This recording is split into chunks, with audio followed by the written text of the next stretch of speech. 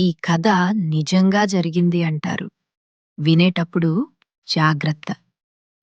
ఒక అర్బన్ ఏరియాలో అపార్ట్మెంట్లో ఒక చిన్న పిల్ల ఉండేది. పేరు అన్వి. ఒకరోజు రాత్రి ఆమె ఒంటరిగా గదిలో ఆడుకుంటోంది. ఆమె అమ్మ కిచెన్లో ఉంది.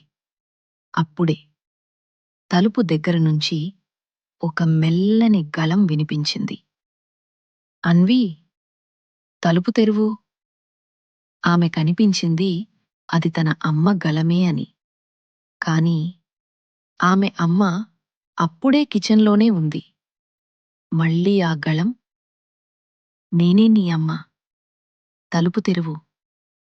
చిన్న పిల్ల ఆలోచించకుండా తలుపు తెరిచింది. బయట ఎవరూ లేరు. కాని కారిడార్ చివర్లలో ఒక నీడ నెమ్మదిగా కదిలింది. ఆ రాత్రి తర్వాత ఆమె అమ్మ ఒక్కసారిగా కనిపించకుండాండా పోయింది. ఎక్కడా దొరకలేదు. కొన్ని రోజులకు అన్వి గదిలో కెమెరా ఫుటేజ్ చూశారు.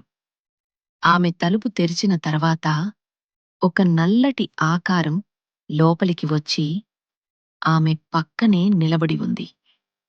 ఆ చిన్న పిల్ల మాత్రం ఎవరోతో మాట్లాడుతున్నట్టు నవ్వుతోంది.